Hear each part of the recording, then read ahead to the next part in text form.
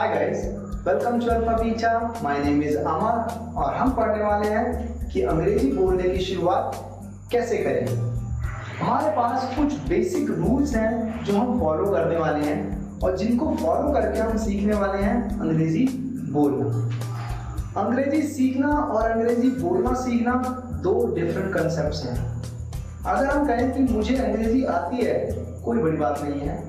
मैं अंग्रेजी बोलना जानता हूँ, ये एक डिफरेंट थिंग है, क्योंकि अंग्रेजी सीखना और अंग्रेजी बोलना दोनों दो चीजें हैं जो कि एक दूसरे से रिलेट नहीं कर सकते हैं। आप में से ज्यादातर लोगों को अंग्रेजी आती है, बट फिर भी हम ये वीडियो देखते हैं क्योंकि हम अंग्रेजी बोलना चाहते हैं। रूल्स को फॉलो करते हैं और अंग्रेजी बोलने के कुछ नियम और कानून सीखते हैं। लर्न टेंसेस, यहाँ पर हम बात कर रहे हैं कि जो भी लैंग्वेज है पहले उसके रूल्स को पढ़ें। इंग्लिश के अंदर हमारे पास दो सेक्शन हैं जो हमें सीखने हैं, active and passive. Active and passive tenses के अंदर भी हैं। हमारे जो प्रेजेंट से लेकर फ्यूचर परफेक्ट कंटीन्यूअस, ये हमारा एक्टिव वॉइस में भी है, पैसिव में भी है। हमें सिर्फ वो सीखने हैं जो आपको डीवीडीज दी गई है। आपको पर डे 2 लेसन से ज्यादा नहीं पढ़ना है, प्लस जो आपको वर्कबुक दी जा रही है और जो वर्कबुक दी जाएगी उसके अकॉर्डिंग ही आपको सेंटेंसेस को ट्रांसलेट करना है। हमें बहुत तेज नहीं भागना है, हमें पहले चलना सीखना है ताकि हम आगे चलकर दौड़ सकें। 2 टेंसेस या 2 चैप्टर पढ़ने के लिए सिर्फ इसलिए कहा जा रहा है ताकि 2 चैप्टर पढ़ने के बाद वो आपके दिमाग में रिटेन हो सके। पढ़ना बहुत आसान है, आपको सारी वीडियो समझ में आएंगी, बट आपको उसको रिटेन करना भी है। हमने टेंसेस पर जोर इसलिए दिया है क्योंकि बेसिक यही है। जब तक हमारा बेस स्ट्रॉन्ग नहीं होगा, हमारी बिल्डिंग अच्छी नहीं बन सकती है। राइट, सो हमें सबसे पहले टेंसेस के ऊपर मेहनत करनी है, एक्टिव और पैसिव। नेक्स्ट थिंग जो हमें साइमल्टेनियसली करनी है वो है न्यूज़पेपर की रीडिंग। न्यूज़पेपर का नाम आते ही सबसे पहला सवाल जो आप पूछना चाहेंगे कि मुझे न्यूज़पेपर समझ में नहीं आता है, या मुझे न्यूज़पेपर पढ़ना अच्छा नहीं लगता है या आसान नहीं लगता है। बट हम बात कर रहे हैं सिर्फ रीड करने की, समझने की नहीं। यस, हमें न्यूज़पेपर सिर्फ रीड करना है, समझना बिल्कुल भी नहीं है। 2 हफ्ते तक 2 वीक्स आपको रीडिंग करनी है रेगुलर, 1 घंटा या आधा घंटा। बट जो आप रीडिंग करेंगे वो आपके कानों को सुनाई देनी चाहिए। अगर वो कानों को सुनाई दे रही है, दैट मीन्स आप ईमानदारी से अपना काम कर रहे हैं। बट अगर आप सिर्फ मन मन में पढ़ रहे हैं उसका कोई फायदा नहीं है, क्योंकि न्यूज़पेपर रीडिंग एक बहुत ही ज्यादा पावरफुल टूल है जो आपकी इंग्लिश में फ्लुएंसी और नॉलेज दोनों को बहुत ज्यादा बढ़ाने वाला है। राइट, तो मैं कहता हूं कि 2 हफ्ते तक सिर्फ न्यूज़पेपर की रीडिंग करनी है, समझना बिल्कुल नहीं है, क्योंकि समझने का टाइम इसके बाद शुरू होगा। आप 2 हफ्ते तक रीडिंग करेंगे, उसके बाद आप नेक्स्ट फेज में एंटर करते हैं जहां पर आपको वर्ड मीन्स अंडरलाइन भी करने हैं और उनका मीनिंग भी ढूंढना है। पहले मैंने क्या किया, सिर्फ जो सेंटेंस जो वर्ड समझ नहीं आ रहा छोड़ दें, नो प्रॉब्लम, टेंशन नहीं लेनी है, समझने की कोशिश नहीं करनी है। बट 2 हफ्ते बाद हमें उसे समझने की कोशिश भी करनी है, हमें उसे अंडरलाइन करना है, मीनिंग ढूंढना है। जो हम डिक्शनरी में देते हैं उसमें हमें मीनिंग भी ढूंढना है, समझना है, और फिर दोबारा पैराग्राफ को या कॉलम को दोबारा पढ़ना है और समझने की कोशिश करनी है। हमें सिर्फ इस चीज से 90% हेल्प मिलने वाली है अपने हेजिटेशन और स्पीकिंग दोनों को इंप्रूव करने में। Right, take your test. अब टेस्ट हम कैसे लेंगे? It's not a big deal. आपको जो वर्कबुक दी जा रही है उसमें आपको प्रैक्टिस करने के लिए सेंटेंसेस भी दिए जाएंगे, जिसमें आप फिलहाल अपनी तरफ से कुछ नहीं, जो हमने सेंटेंसेस दी हैं उसके बेस पर ही आप सेंटेंसेस को ट्रांसलेट करेंगे। राइट, कुछ टाइम बाद आप अपनी तरफ से भी सेंटेंसेस बनाएंगे और ट्रांसलेट करेंगे। ये तो हो गया एक रिटन टेस्ट जिसकी कोई वैल्यू आई डोंट थिंक कि मैं उसको ज्यादा वैल्यू देता हूँ। पर मेरी नजरों में जो हम ओरल टेस्ट की बात करते हैं वो एक्चुअल टेस्ट है, जिसको हम बोलते हैं फ्लुएंसी टेस्ट, जो हम आगे आने वाली वीडियो में आपको हम बताएंगे कि किस तरह से खुद का टेस्ट लेना है बिना किसी की मदद से।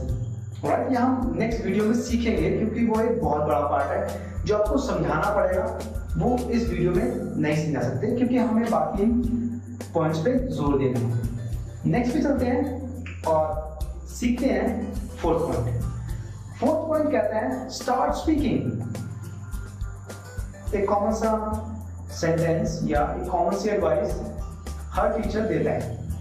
अब आप कहेंगे सर किसके साथ, मेरे साथ कोई नहीं बात करने वाला, क्या बात करूं, क्या बोलूं?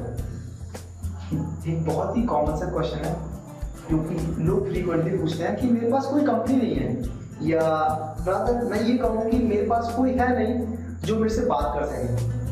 बट वी डोंट नीड, हमें किसी की जरूरत नहीं है, हमें सिर्फ अपने आप से और हमारे सामने वाले को सिर्फ एक सेंटेंस बोलना है, 2 सेंटेंस बोलने हैं, इससे ज्यादा हमें कुछ नहीं करना है। लेट्स सपोज आप घर पर आते हैं, आप गर्मी में आए और आप कूलर के सामने बैठते हैं, अपनी बहन को बोलते हैं कूलर चला दो या एसी चला दो। कूलर चला दो, switch on the cooler. AC चला दो, स्विच ऑन द एसी। चाय ला दो, ड्रिंक टी। पकौड़े ला दो, ड्रिंक स्नैक्स। ये आपकी लैंग्वेज का पार्ट है जो शुरू हो गया, जिसे बोलना कोई बड़ी बात नहीं है। मम्मी मैं सोना चाहता हूँ, आई वॉन्ट टू स्लीप। मुझे स्कूल जाना है, I want to go to school. मुझे चाय पीनी है, I want to drink tea. इसमें कोई बड़ा कंसेप्ट नहीं है जो हम नहीं कर सकते, हमें सिर्फ एक चीज ध्यान रखनी है, स्टार्ट, जस्ट स्टार्ट स्पीकिंग। चाहे वो छोटे छोटे सेंटेंसेस क्यों ना हो, स्टार्ट है, क्योंकि जब हम शुरू करेंगे तभी एंडिंग होगी, अगर हम शुरू नहीं करेंगे एंडिंग नहीं होगी। राइट, और हेजिटेशन नाम की चीज यस जो शुरू में जरूर आने वाली है, 1 हफ्ता 1 वीक ये प्रॉब्लम आपको रहेगी। 1 वीक तक आपको ये प्रॉब्लम जरूर रहेगी कि लोग आपकी तरफ अजीब तरीके से देखेंगे, थोड़ा सा लोग हंसेंगे भी, बट 1 हफ्ते बाद वही लोग आपको ज्वाइन कर लेंगे। अगर आपने घर में बोलना शुरू कर दिया, mom I want to drink water, please switch on the TV, please switch on the fan. 1 हफ्ते बाद वो लोग ही तुम्हारी बात को समझेंगे और कोऑपरेट करेंगे। 1 हफ्ता speak, just speak, ignore the people who are laughing, let them laugh, you start speaking, right? Learn vocabulary. vocabulary के बिना अंग्रेजी पॉसिबल नहीं है। इंग्लिश हमारी सेकंड लैंग्वेज है, यानी कि हमें इंग्लिश शुरू से सीखनी है। हिंदी हमने नहीं सीखी क्योंकि हमारे आसपास का माहौल ही ऐसा था कि हमें हर चीज अपने आप ही आ गई। अगर आप ये कहें कि आपने स्कूल में हिंदी सीखी है, सो आई डोंट अग्री। एक गरीब आदमी जो स्कूल नहीं गया वो भी हिंदी में बात करता है, राइट? सो ये सब कहना गलत है कि हमने हिंदी की नॉलेज स्कूल से भी ली है। अगर बोलने लायक हिंदी की बात है तो यस, जो बहुत ही सोफिस्टिकेटेड लैंग्वेज हिंदी की बात की जाए तो हमने स्कूल में सीखी थी, बट एक कॉमन कैजुअल टॉक्स के अंदर जो हिंदी हम इस्तेमाल करते हैं वो हर पर्सन को आती है। हम यहाँ पर बात करने वाले हैं वोकैबुलरी की, कि हमें इंग्लिश की वोकैबुलरी सीखनी है। अगर आपसे एक छोटा सा सवाल पूछा जाए कि इंग्लिश के अंदर कितने वर्ड्स हैं जो हमें बोलने में हेल्प करने वाले हैं, मैं आपको कहूं 400 से 800 वर्ड ऐसे हैं जो कि हर दिन आप रिपीटेडली उसका इस्तेमाल करते हैं। 800 वर्ड मैंने बहुत ज्यादा बोले हैं। अगर आप नॉर्मली फ्रेंड्स, स्कूल, कॉलेजेस वगैरह में यूज करते हैं वर्ड्स, तो आप 800 वर्ड्स रिपीटेडली यूज करते हैं maximum. But if you want to go ahead और बहुत अच्छी इंग्लिश बोलना चाहते हैं, 5000 वर्ड्स, जो कि बहुत बड़ी बात नहीं है। It's a matter of snap that you learn, क्योंकि आप रेगुलरली बहुत सारे वर्ड सीखते हैं, बट आपको सिर्फ रिटेन करना है। हमें 5000 वर्ड्स की बात नहीं करनी है, ना हम उसको सीखने वाले हैं। हम बात करने वाले हैं सिर्फ 800 वर्ड जो आपकी वर्कबुक में अवेलेबल है। आपको सिर्फ उन वर्ड्स के ऊपर मास्टरी हासिल करनी है। That's it. आपका काम सिर्फ वहीं तक है जितना आपको वर्कबुक में दिया गया है, सिर्फ उतना ही पढ़ना है। नेक्स्ट थिंग कि वोकैबुलरी को रिटेन कैसे करना है। रिटेन करना कोई बहुत बड़ी बात नहीं है, you just have to repeat.